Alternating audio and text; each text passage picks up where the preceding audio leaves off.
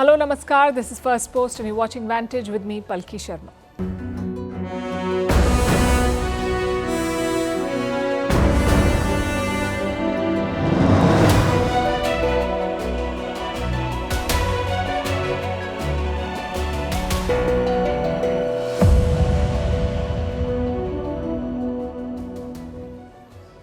Russia is firing waves of missiles at Ukraine. Ukraine is targeting more Russian towns. A nuclear plant has been caught in the crossfire. The global nuclear watchdog is warning of another Chernobyl. Zelensky is asking the West to deliver long-range weapons. Prime Minister Modi dialed Putin and Biden. Tonight we'll bring you up to speed with the action on the battlefield and the politics around it.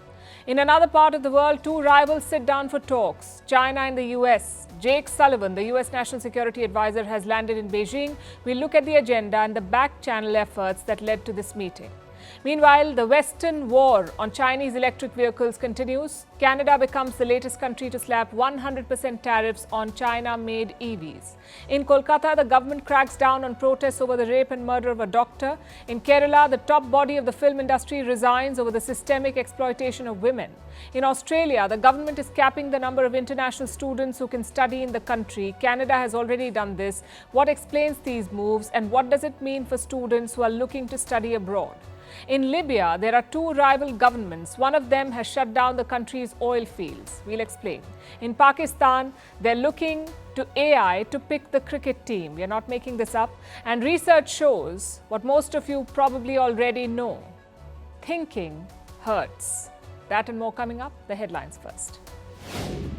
Was there a bid to topple the Mohamed Muizzu government in the Maldives? The police launched a probe. Last week, the country's main commercial bank had reduced the foreign exchange spending allowed for Maldivians. The move had sparked widespread anger. President Muizzu called it an attempt to overthrow his government. The UAE seeks consular access to Telegram CEO Pavel Durov. Last Saturday, the Dubai-based tech chief was arrested in France. Durov has been accused of failing to curb the spread of illegal content on Telegram. The Kremlin has warned France against trying to intimidate the Russian-born billionaire. Chinese military stages live fire drills near the border with Myanmar. This follows recent bilateral talks on security in the area. Myanmar's junta has clashed often with the ethnic rebels in the northern Shan state. Beijing is a major ally and arms supplier to the junta, but it has also maintained ties with the ethnic armed groups. Israel rescues a hostage from Gaza as truce talks continue in Cairo. Egypt, Qatar and the US are mediating the ceasefire talks. Israel wants to keep control of the Philadelphia corridor along the Gaza-Egypt border. It's a key sticking point since both Egypt and Hamas oppose the move. And flash floods in the Sudan kill at least 30 people. Several villages also washed away after a dam collapsed. Since last month, war-torn Sudan has been battling heavy rains. The country's fragile infrastructure has been decimated by the civil war, which began last year.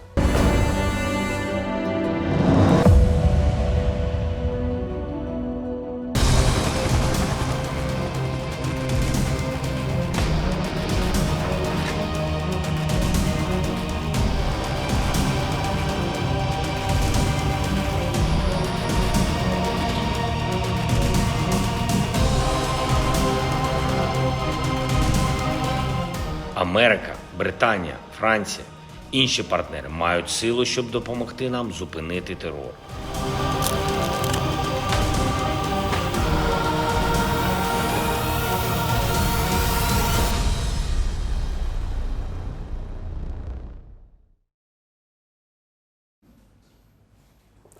It's a relentless onslaught from Russia, something we haven't seen in a while. For months, the battle was being fought in the trenches, close and intense fighting. But this week, Russia dusted off the missiles. The first wave of strikes was on Monday. Hundreds of drones and missiles targeted Ukrainian cities. And today it continued. Russia confirmed that 10 missiles and 81 drones were fired today. Around half the missiles were shot down, along with 60 drones. And the rest? They hit Ukraine's power infrastructure. As a result, blackouts were reported in many cities. Let me pull up the map for you. Around 20 cities were targeted on Monday and Tuesday, some in the west, like Lviv, but mostly in eastern and central Ukraine, which means that this is a significantly large-scale attack. civilian buildings were hit too. A hotel was struck in the city of Kyiv. 2 people were killed in the attack and 5 others were injured. Take a look at the damage.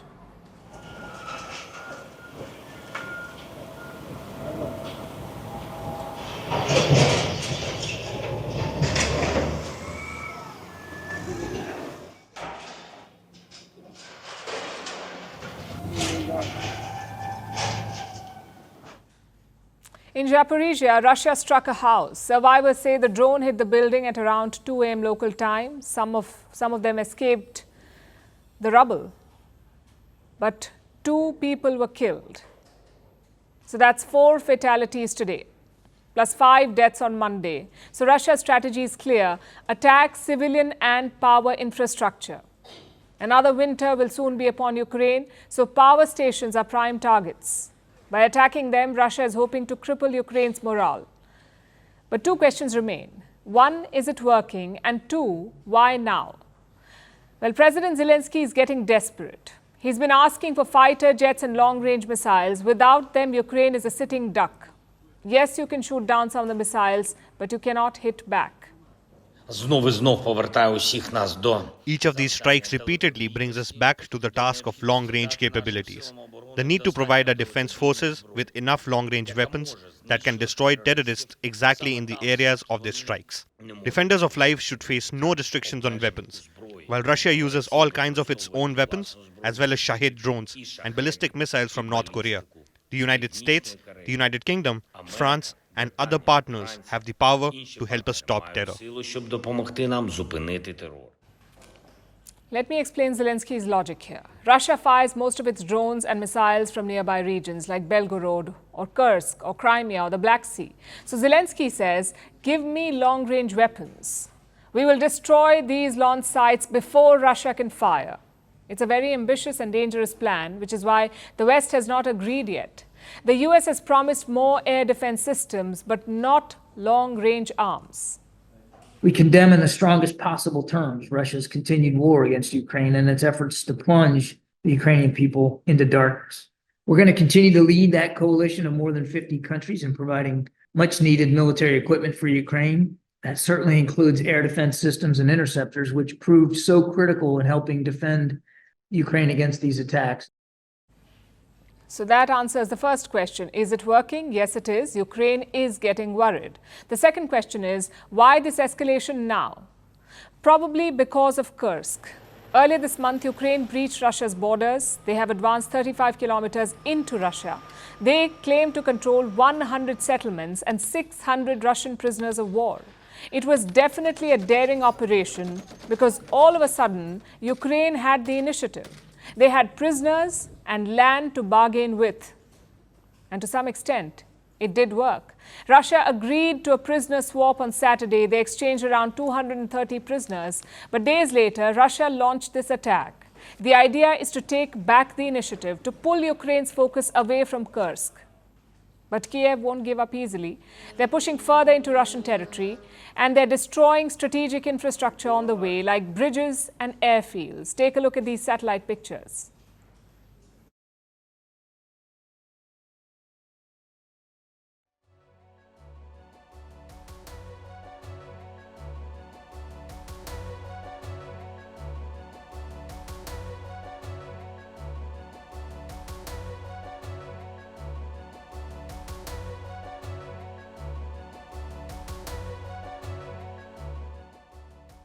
Now, Kyiv's goal is quite clear: use this captured land to negotiate with Moscow. But it's a very risky plan. Like I said, Ukraine is 35 kilometers inside Russian land, so the supply lines are stretched. How long before Russia cuts them off? And don't forget the other front. Ukraine may be making gains in Kursk, but they're also losing ground on the eastern front, where the actual war is unfolding. The army chief himself has admitted that it's a tough fight. The situation on the Pokrovsk front is fairly difficult. Throughout the last week, 50 battles take place per day on average. The enemy is using its advantage in personnel, weapons and military equipment. Russia is actively using artillery and aviation. Do you see the absurdity of this? Ukraine is capturing land it has no intention of holding, all the while losing land that it already has. This is a very dangerous spiral. It makes you wonder who's talking about peace here. Surprisingly, China is. Their special envoy held talks with Indonesia, Brazil and South Africa. Afterwards, he urged nations to support China's peace plan. Russia has said that it's open to it, but Ukraine is non-committal. And talk about timing. China remembers peace immediately after the Indian Prime Minister visited Kyiv. Modi actually spoke to Putin today. He told him the same thing that he told Zelensky, that India wants an early and peaceful resolution. Yesterday, Prime Minister Modi also spoke to US President Joe Biden. He briefed Biden on his visit to Kyiv. He also called for a peaceful resolution of the war. But recent events suggest the opposite. This war has already put one nuclear facility in danger. If Ukraine has its way, it could soon be two.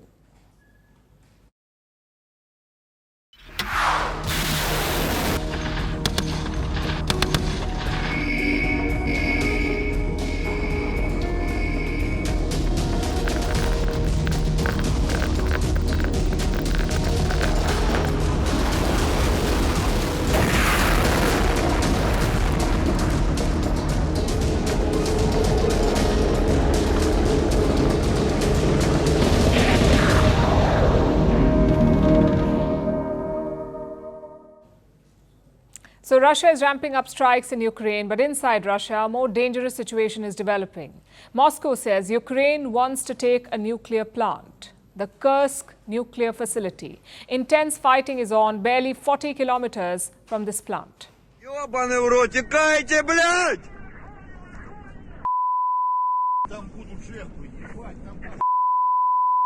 Нахуй и мы текаем, блядь, ёбаный в рот!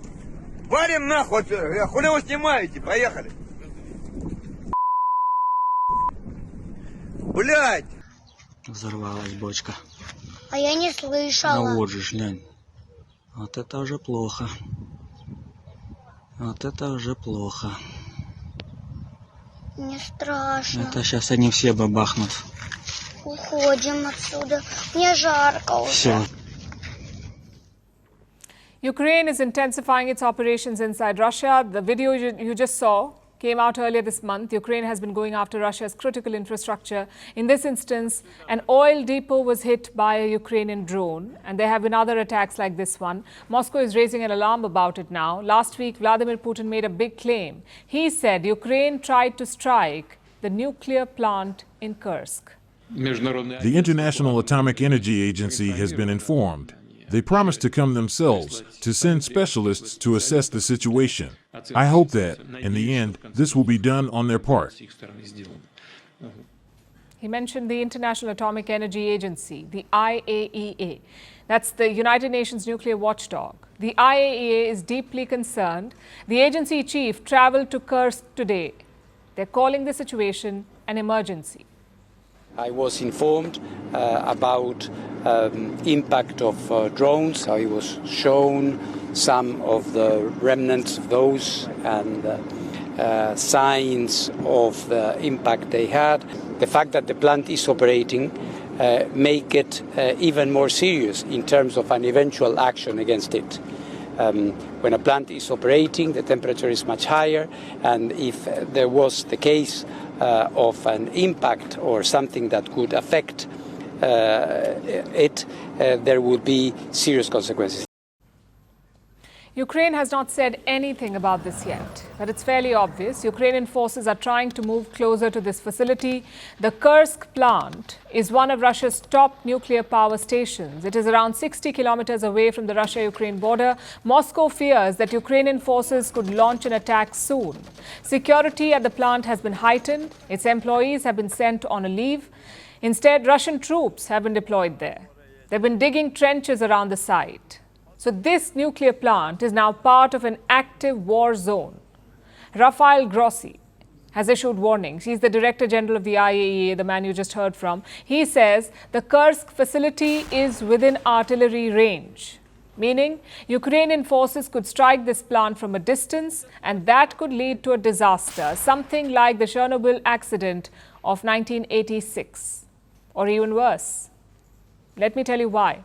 The Kursk facility is not a modern nuclear plant. It still uses old Soviet technology. Its reactors do not have any extra layers of protection around them, and that makes them quite dangerous. Consider what Rossi said, and I'm quoting, "They don't have a protective dome around them, just a normal roof, which means the reactor's core is pretty exposed." So the reactors are vulnerable. What if a rocket dropped on this facility? Or if one of the reactors was struck by artillery?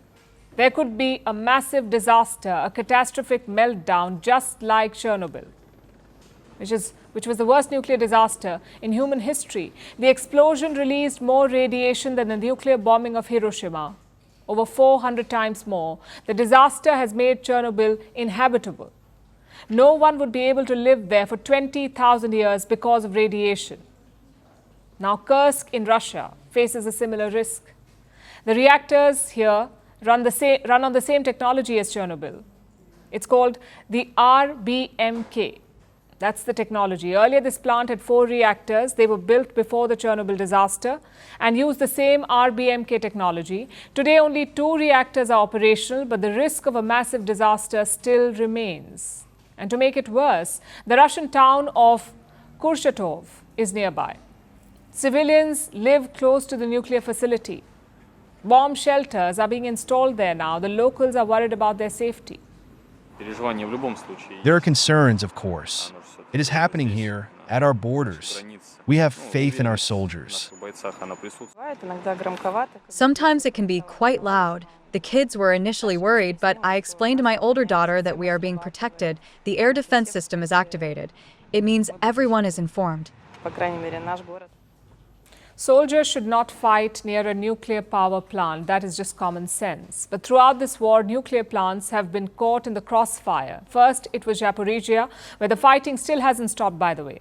Just a few weeks ago, one of the towers at Zaporizhia was attacked. And now Kursk is under threat. This madness needs to end. We can only hope for cooler heads to prevail, although the intensifying attacks between Ukraine and Russia are not reassuring. They're putting the whole world at risk.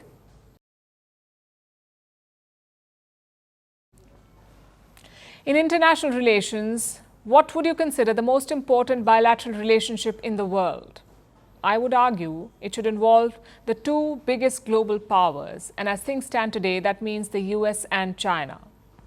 The countries do not seem to like each other. They keep making hostile moves against one another, but the US and China still try and maintain some stability. It's not an out-and-out conflict just yet. There are multiple reasons for this, and here is one of them. I'm looking forward to this afternoon, this evening, and tomorrow, where we'll delve into a wide range of issues, including issues on which we agree and those issues on where there are still differences that we need to manage effectively and substantively. And it will be, I think, a very productive round of conversations. That is the U.S. National Security Advisor Jake Sullivan. He landed in Beijing this morning. He's meeting China's Foreign Minister Wang Yi. The China-U.S. relationship is critical to both countries and has a bearing on the world. Over the past few years, the bilateral relations have gone through twists and turns. I hope, as always, the communication will remain strategic, but also substantive. And of course, at the same time, constructive. Wang Yi said the US-China relationship has gone through twists and turns. Well, that's downplaying it. The countries don't see eye to eye on any issue. Let's go through the major flashpoints, starting with the Ukraine war. The US supports Ukraine, China supports Russia. Beijing opposes and ignores Western sanctions on Moscow. It helps prop up the Russian economy and military-industrial complex. So obviously, the US has an axe to grind. China, on the other hand, has an issue with US trade policy. The Biden administration has banned advanced computer chip exports to China. It has tried to slow down China's technological advancement. Washington says it's a national security issue, but Beijing sees this as a trade war. That's the second major issue between them. The third issue is the most important to China, and that is Taiwan. China sees Taiwan as part of its territory, even though it has never governed the island directly.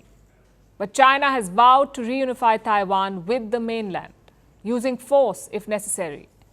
The US, however, supports Taiwan. It provides weapons and military training to the island's forces. This is China's biggest problem with the US. Beijing accuses Washington of meddling in its domestic issues and encouraging separatism. That is the third and arguably biggest flashpoint between China and the US. Now let's come back to the meeting between Jake Sullivan and Wang Yi. The two of them are holding talks for 2 days, today and tomorrow. They plan to discuss the points I just mentioned and some other issues, like the drug, fentanyl. Fentanyl is causing an overdose epidemic in the US. China produces the chemicals that are used to make this drug. So Washington wants to work with Beijing to crack down on these fentanyl precursors. Now, this is not the first time that Jake Sullivan and Wang Yi are having a meeting. It's actually the fourth time. They met in Austria's capital, Vienna, last May, in Malta last September, and in Thailand's capital, Bangkok, this January. Across these meetings, the same points have been discussed: the war in Ukraine, the US-China chip war, and Taiwan. These issues have been discussed at length, but they've not been resolved. So expect the same thing to happen yet again. These latest talks in Beijing, will not solve the major issues. Then what's the point of these meetings? Well, both China and the US know that talks do not resolve anything, in fact. But both sides still believe that they're useful. They allow Beijing and Washington to put their points across, try and correct any misunderstandings, and work towards cooling down tensions. And these talks are a great example of back-channel diplomacy. Clandestine talks between rival nations aimed at keeping tensions from rising further. That is the true purpose of Jake Sullivan's visit, to try and prevent any surprises in the next few months. The US is heading for elections. It will pick a new president this November. The last thing Joe Biden and his Democratic Party need is some sort of flare-up with China. Jake Sullivan will try and ensure that there are no surprises. He might also try and arrange for a meeting between Biden and Xi Jinping. But again, don't expect any concrete results from the meeting. The Sullivan-Wong talks, the US-China back channel, is not about solutions. Its real purpose is preventing existing tensions from exploding. Which brings us to Canada. It's picking a battle with China. Ottawa has imposed a 100% tariff on Chinese EVs, that's electric vehicles. Prime Minister Justin Trudeau says China has an unfair advantage, so he wants to prevent that by slapping a 100% tax on imports. Beijing, on the other hand, has slammed this move. It has called it protectionism. Now, Canada is not the first country to do something like this. The US imposed 100% tariffs on Chinese EVs in the month of May. The European Union, too, has hiked tariffs on Chinese cars. So this move by Canada is part of a wider battle between the West and China. Will it escalate in the coming days? And who has the advantage in this EV showdown? Our next report tells you.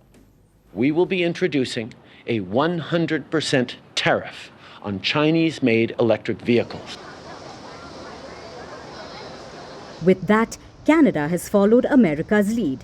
It's imposed a 100% tariff on Chinese EVs, that's electric vehicles.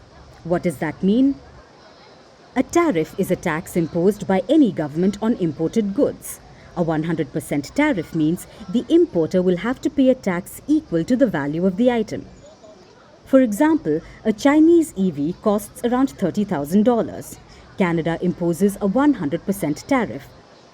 So the total cost of the car would be $60,000. Basically, it makes Chinese EVs much more expensive. So why is Canada doing this? Prime Minister Justin Trudeau says China has a policy of overcapacity. What he means is Chinese EV makers get government subsidies, and that means they can make cheap cars. These cars then flood overseas markets, and that impacts EV industries in other countries. Ottawa wants that to stop. We are transforming Canada's automotive sector to be a global leader in building the vehicles of tomorrow. But actors like China have chosen to give themselves an unfair advantage in the global marketplace, compromising the security of our critical industries and displacing dedicated Canadian autos and metalwork. China is Canada's second largest trading partner. So what is Beijing saying? It's calling it trade protectionism. China says this is against the WTO rules, that's the World Trade Organization. Beijing also claims Ottawa's move undermines the global economic system. It is important to emphasize that Canada's actions ignore objective facts, disregard WTO rules, and go against historical trends, representing a typical protectionist approach. So, how much will this ban impact China? Well, not very much. Currently, Canada only imports one Chinese-made EV car. It's Tesla. No other Chinese-made EVs are sold in the country, so the damage won't be too much. But Canada is not alone in this battle. There's a massive EV trade war that's brewing, and it's China versus the West. In May, America slapped a 100% duty on Chinese EVs. In July, the EU raised tariffs on Chinese EVs to 37.6%. The West says it's against China's subsidies to the EV industry. They believe it gives Chinese car makers an unfair advantage. So they're imposing tariffs to negate that. But will it really help? China makes up for 60% of all electric vehicle sales. In 2022, China sold 5.9 million EVs. Meanwhile, the rest of the world only sold over 4 million. Plus, they tend to be cheaper. That's because of the subsidies. And also because batteries are manufactured by Chinese companies. All this gives Chinese EVs a competitive edge. They can sell EVs for as little as $12,000. So how is the West trying to fight back? It's already imposing tariffs on Chinese cars, but just doing that won't help. So some governments are also offering tax breaks, which brings us to the EV industry. The global EV market could be worth $900 billion by 2030. China is looking at the EV industry as the key to its future development. The West is geared to prevent it, which means this war will get even more intense in the days to come.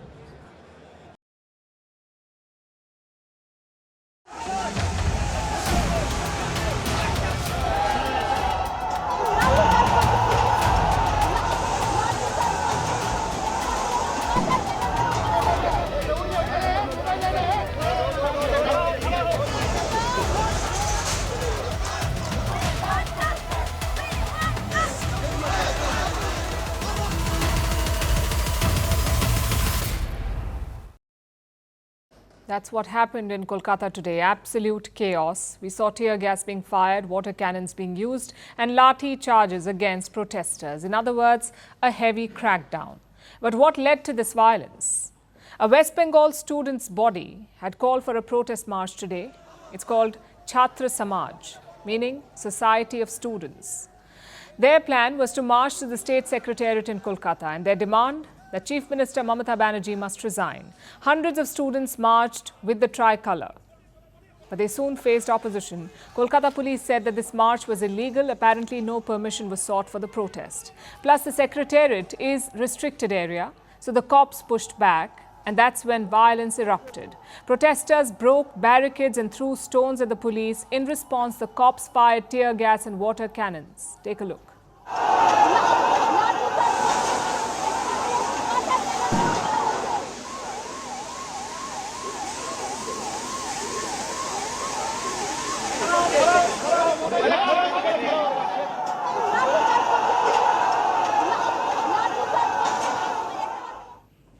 A couple of things to note here. One, the protesting doctors did not support this march. They're holding a separate one tomorrow. Secondly, other student groups also stayed away. The likes of SFI and DYFY, these are left-wing student groups. They have a strong presence in West Bengal, but they did not join this march. And why is that? Because there is a political battle around it. Mamata Banerjee's TMC party says that this march was organized by the RSS. That's the ideological parent of the BJP. The left parties have also said the same thing, which is why they did not join this strike. Some TMC leaders have made serious allegations, in fact. They say that BJP leaders conspired with Chhatra Samaj to create unrest, to disturb law and order in Kolkata. Now, the BJP has rejected this claim. The Chhatra Samaj has also said that it's apolitical, but the controversy won't die down. The BJP has called for a 12-hour strike tomorrow. They're protesting the crackdown against students. But the TMC, the ruling party, says they won't let it happen. that all shops, offices and markets will remain open. So expect more showdown tomorrow. But frankly, it's all disappointing. We are talking about very serious issues here, like how do we ensure the safety of women? How do we keep our doctors safe? The answers do not lie in tear-gassing students. They lie in informed discussion. Political parties in West Bengal must realize that, especially the ruling Trinamool Congress. They have a lot of questions to answer. A new video from the crime scene has been leaked. It shows several people inside the college seminar hall, the place where the murder happened. A lot of people were there. Among them is Dr. Sandeep Ghosh. He was then principal of the RG Kar Medical College. He is also on the CBI's radar. Apparently, he ran a mafia inside the college. So the obvious question is, what was he doing there? Did he and the others alter the crime scene? The Kolkata police say they did not. Apparently, this video was shot. This video, in fact, shows the outside of the seminar hall, an area that was not sealed off. But let's face it, it's not a good look. The CBI has also carried out another round of polygraph tests. Both the principal and the accused were grilled in these tests, the lie detector test. The details have not been released yet. Meanwhile, there is some progress on the reform front. The Supreme Court had formed a task force to ensure the safety of doctors. That task force met today. Again, we don't have the details, but they will have to move fast because an interim report must be filed within 3 weeks. Maybe that will nudge things forward. As for the West Bengal government, this is a major challenge, possibly the biggest since Mamata Banerjee took charge as Chief Minister. This is a state where power resides in the streets. First, the left parties dominated it. Now, Mamata Banerjee does. But if you lose the streets, you're vulnerable. So all eyes will be on the Chief Minister. Her response until now has been all over the place. We'll have to wait and see if she can get a grip on the situation.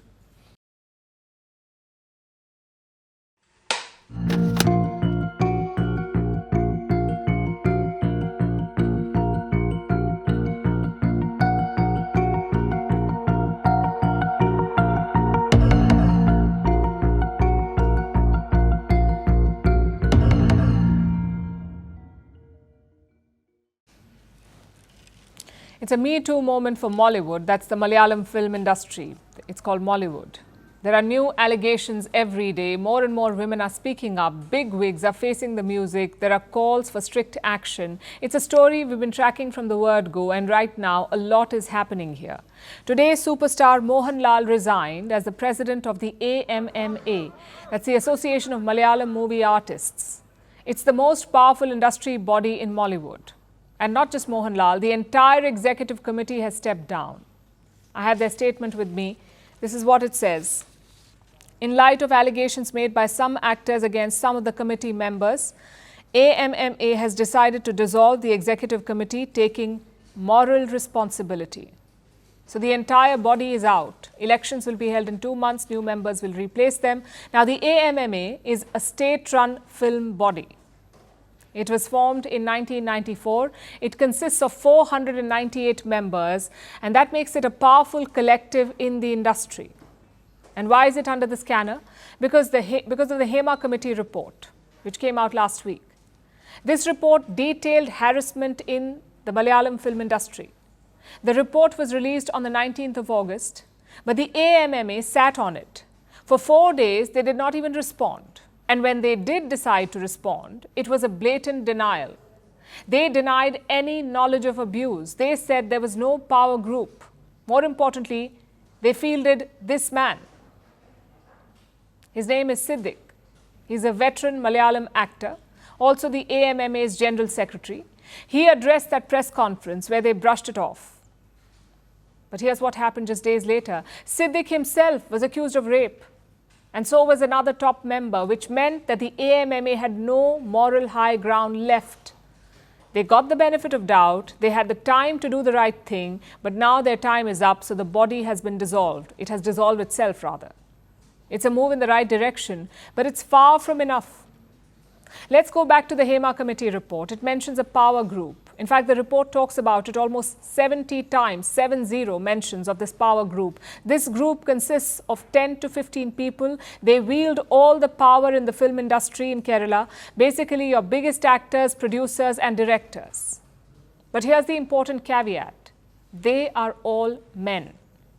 Now, this group expected everyone to toe their line. If someone did not, they were handed an invisible ban. Such people won't get any roles or work, no matter how hard they tried. Directors wouldn't cast them, producers wouldn't fund their films, and distributors would not circulate those films. So it was as good as losing your job. And a lot of women did. Why? Because they did not cater to the whims and fancies of this power group. In fact, women were targeted if they did not stand up in their presence. Just imagine that. We are in the 21st century, yet women are expected to stand when a powerful man walks in. And there's a painful irony here. In the last few years, Mollywood has found a new fan base because of its progressive cinema. This is an industry that's smaller than its Tamil or Telugu counterparts. Small films are made on a budget of just about 5 crore rupees. A medium-range film can go up to 15 crores, and yet they're making big money. In the first quarter of this year, 2024, they surpassed 100,000 crore rupees in global earnings. And they make a lot of movies. In 2023, some 200 Malayalam films were released. That's as much as Bollywood. 50% of these movies were made by first-time producers. They allowed the industry to experiment. There were progressive themes, bold storytelling, and films that broke societal norms. Most of them have a cross-cultural appeal. And with the rise of streaming, Mollywood now has a national audience.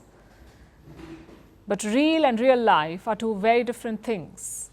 On one hand, you make movies about women breaking stereotypes. On the other, you deny rights to those very women. You sexually exploit them. It's a glaring hypocrisy that the Hema Committee report has exposed. So women are speaking up, and Mollywood is being forced to confront its own dark underbelly, to question its skewed power dynamics. These filmmakers and artists have a choice. Their industry is a symbol of progressive storytelling. They can help it become more. A space where on-screen values are reflected off-screen too. It is time for Kerala cinema to break the ultimate stereotype, to stop silencing women behind the scenes.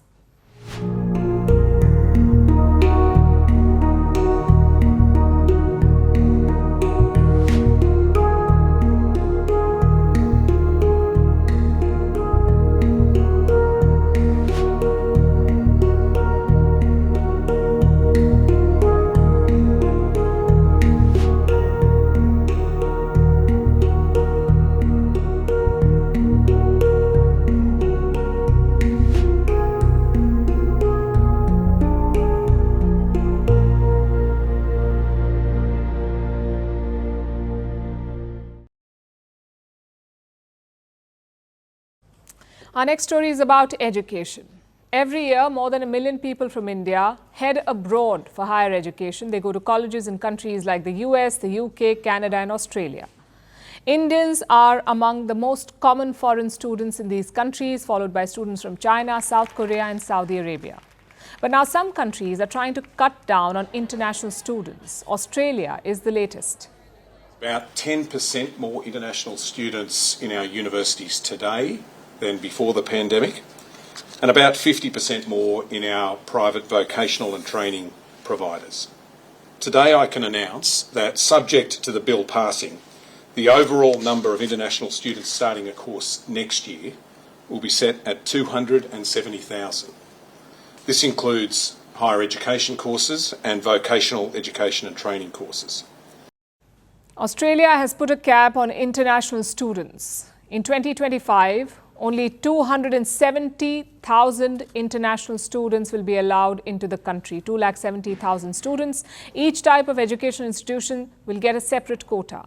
Public universities will be allowed to take 145,000 students. Private universities can bring in 30,000 students, and vocational education institutions will get 95,000. Each individual college and training institute will have its own limit.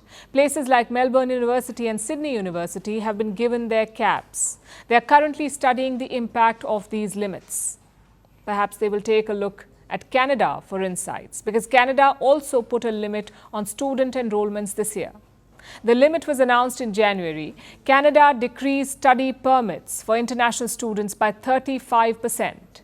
It also seemed to be targeting the foreign students, which seems a bit strange. After all, why would you want to kill a golden goose? Foreign students bring in billions of dollars. They pay higher tuition fee, meaning they subsidize the education of locals. Look at Australia's case. Education is the country's fourth largest export.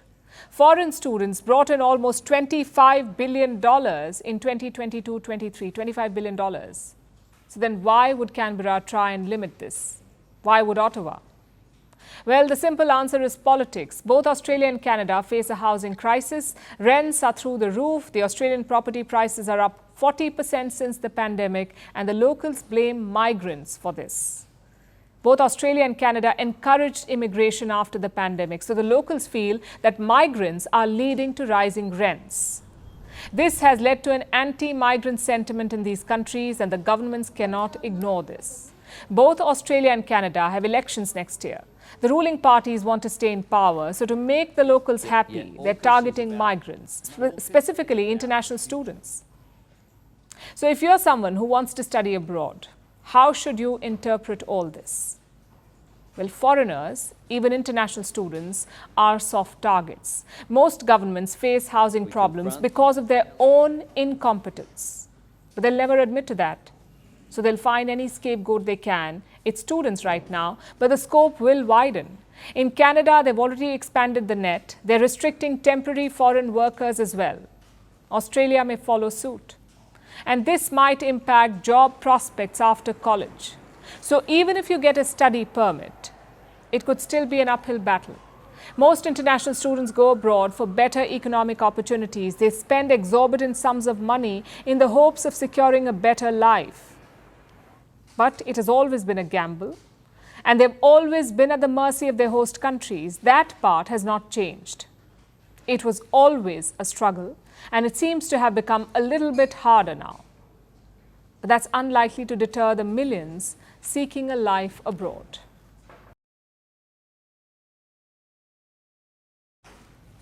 Our next story is from the North African country of Libya. Its biggest source of income is oil, which accounts for more than 60% of its GDP.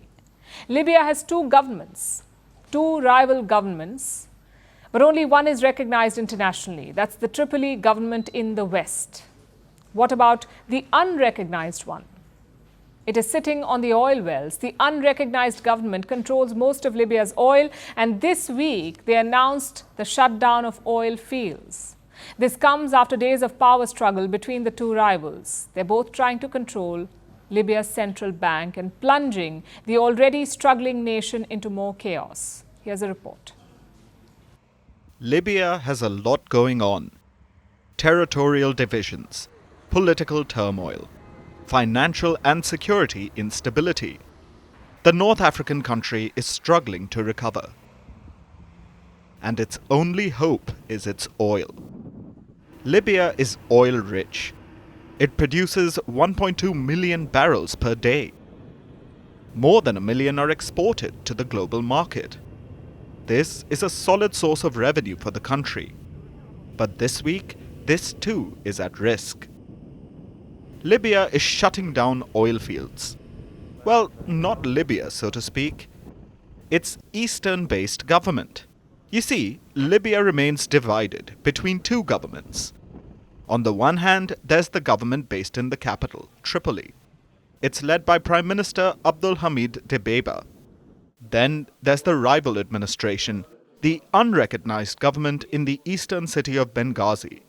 It is backed by military strongman Khalifa Haftar. So the eastern government is not internationally recognized. But it has the military support. And guess what? It also has the oil. Most of Libya's oil fields are located in regions controlled by the eastern government. This week, their head, Osama Hamad, took to social media, and he rattled the nation. The Libyan government declares a state of force majeure on all oil fields, halting oil production and exports until further notice, and calls on all competent authorities affiliated with the Libyan government, each according to his position and responsibilities, to put this matter into effect urgently. The Benghazi government has not specified the details about how many oil fields will be closed. if this will apply to all terminals and oil facilities as well, and for how long. But it's expected that 90% of the country's oil fields will take a hit. Tripoli says that the oil fields should not be shut down under flimsy pretexts. The UN is trying to resolve the matter, and the US is backing the efforts. But the Benghazi government remains undeterred. Now, while most of the oil fields may be controlled by the Eastern government, the oil revenues are managed by the central bank based in the capital. The bank has long been independent of the two rival governments. It is also a vital source of income for the country. For days now, the two governments are fighting over the bank's leadership. Recently, the Tripoli government fired the bank's chief, putting a new temporary bank governor in his place. Violence erupted, and so did anger. This unilateral move irked the Benghazi government and plunged the central bank into crisis, affecting banking functions across Libya. The political problems and the competition over the leadership of the central bank should be resolved, and citizens shouldn't be caught in the crossfire. They've cut off electricity, cash is scarce, and there's even a shortage of gasoline. They won't let us move, live, or work. Honestly, I have no idea where they're trying to take us. The oil disruption will only exacerbate their woes. So while the power-hungry rivals fight for control, the citizens have to bear the consequences.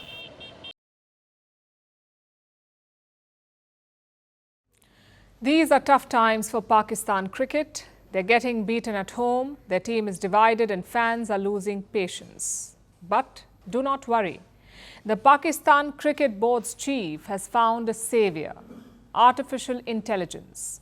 You see, Pakistan is starting a new domestic tournament. It's called the Champions Cup. The tournament will have 5 teams and 150 players. Now, the obvious question is, who selects these 150 players? According to the board, most of it was done by the computer.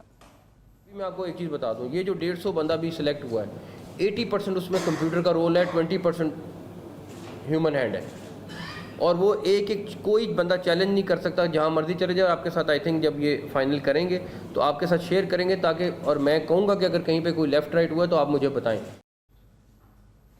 There are two kinds of statements: those that do not require an explanation and those that definitely do. This one was the latter. How is a computer selecting a cricket squad? Is it filtering through player statistics? Is it looking at recent form? Or is it some other criteria? Whatever it is, some clarity would have helped. But I guess it was just a matter of time. We're using AI in business, we're using AI in education, so sports was a natural candidate. The only question is, how is it being used? Only the PCB or the Pakistan Cricket Board can answer that question. But it does reveal a larger problem in Pakistan cricket: the lack of ideas. We've seen tech companies do it recently. Don't have a new product? Just add artificial intelligence to an existing one. It's called AI washing, and it reveals the larger problem in Pakistan cricket. In the 80s and 90s, they were a dominant team. Under Imran Khan, Pakistan won the World Cup in 1992. They had a pace attack that was feared by the whole world. But now they're losing at home. Pakistan last won a home test match in 2021. They're ranked 7th in T20 cricket and 6th in test cricket. So fans are asking, what is happening to Pakistan? The first problem is leadership, both on and off the pitch. Pakistan cricket has had 5 chairpersons since 2021.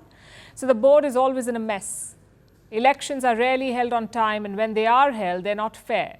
Same with captaincy. Babar Azam resigned the captaincy after last year's World Cup in India. So Pakistan got 2 new captains: Shaheen Afridi for the T20s and Shan Masood for Test cricket. Media reports talked of a rift inside the team, and it showed in the results. So guess what the board did? In March this year, they reinstated Babar Azam. Ask any expert and they will tell you, teams need stability and clarity. This sort of churn will create divisions and affect performance.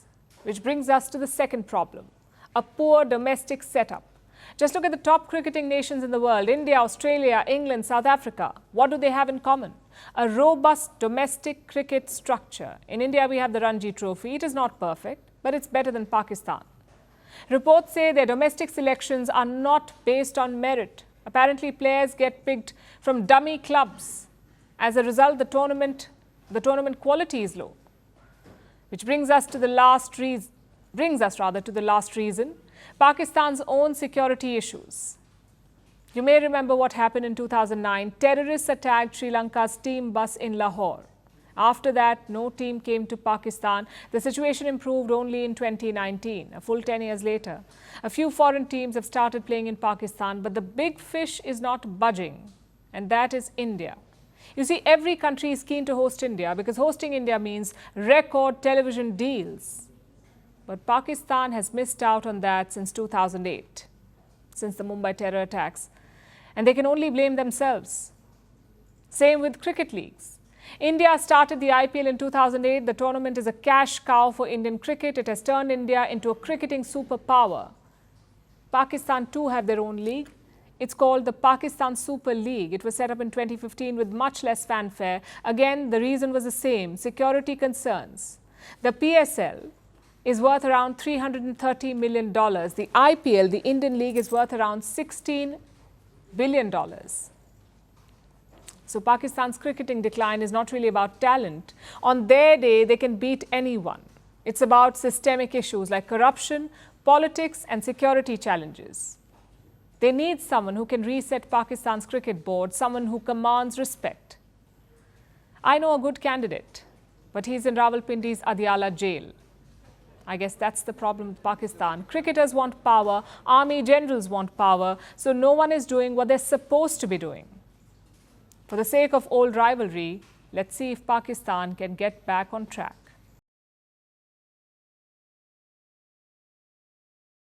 I know it's only Tuesday, the weekend is still far away, but here's a question for you.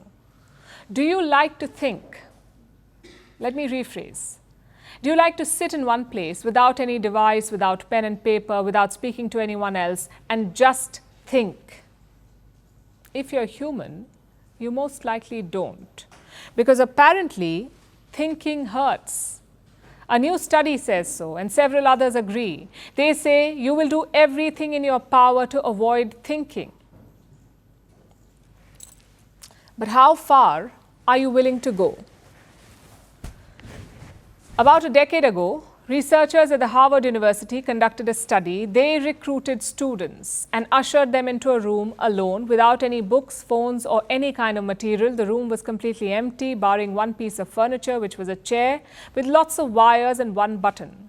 If the button was pressed, the wires delivered shocks, harmless but uncomfortable shocks. The students were asked to sit in the chair with the wires attached to their skin, and they had to remain seated for about 15 minutes. They could not fall asleep. They simply had to sit there and think, entertain themselves with their thoughts. But what happened next was far from entertaining. The students hated the experience.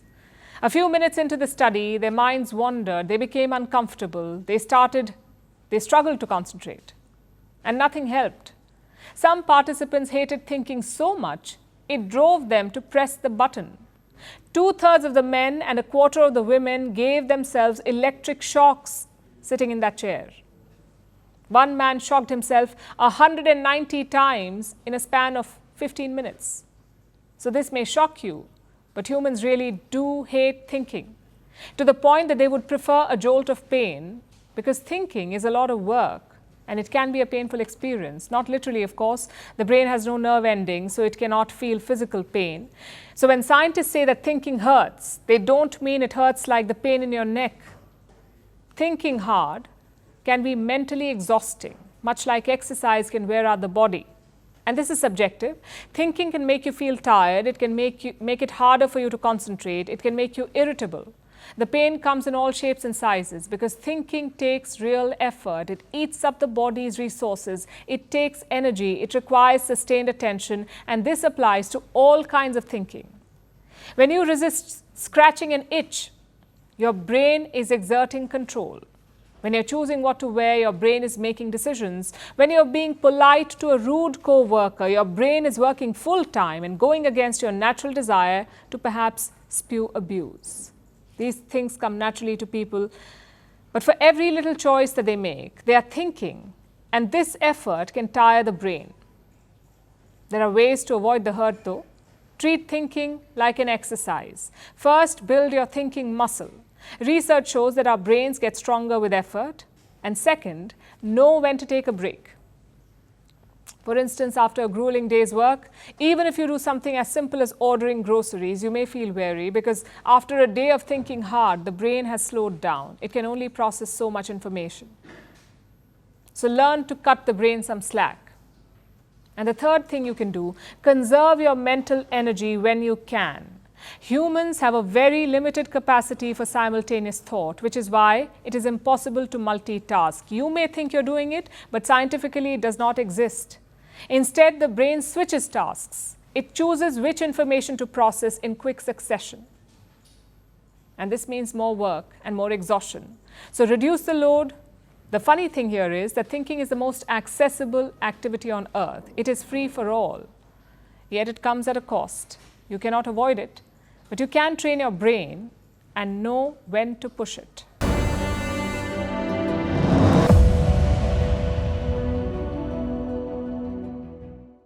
Are you a Telegram user in India? If you are, these are worrying times. The app's founder has been arrested in France.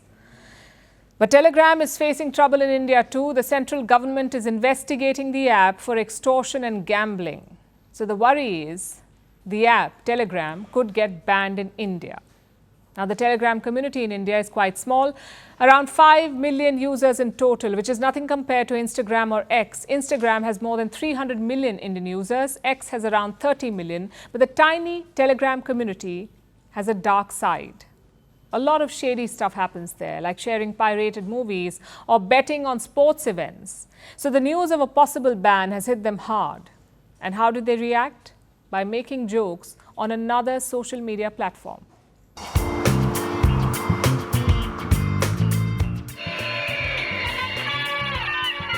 छोटी थोड़ा किसको जगह करो क्यों नट्टू काका भी आएंगे अभी अंदर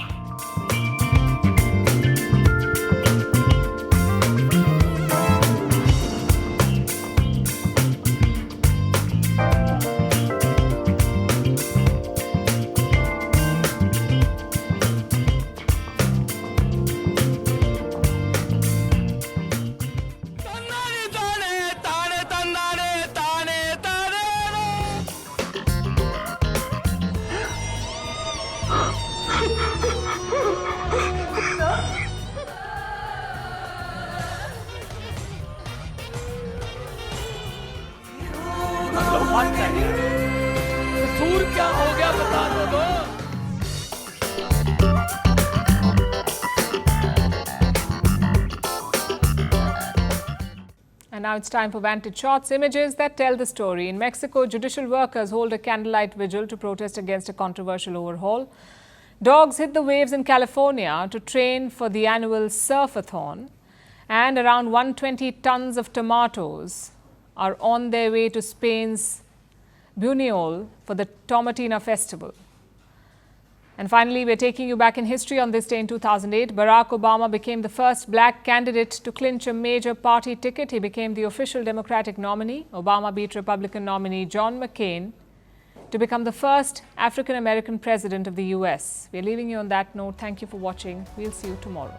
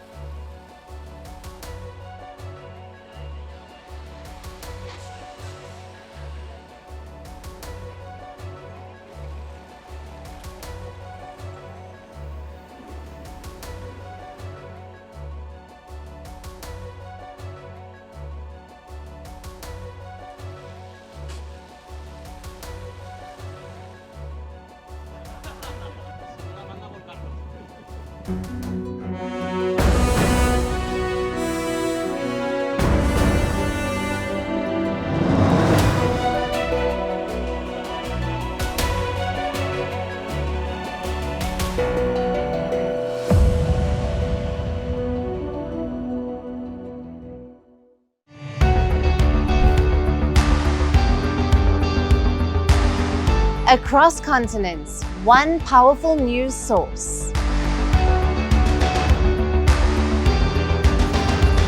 Bringing you diverse perspectives on the issues that matter.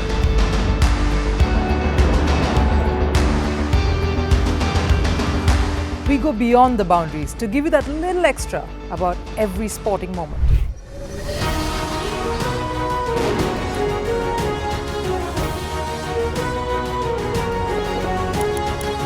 So thank you for making Firstpost 5 million strong. We're counting on your support, and you can trust us to bring you the news unfiltered and unvarnished.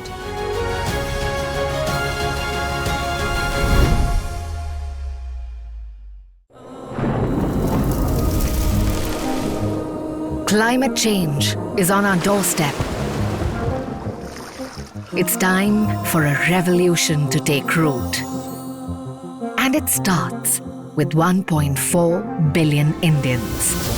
It starts with one tree for humanity, one tree for Mother Earth, one tree for our future. Project One Tree, a News 18 network initiative.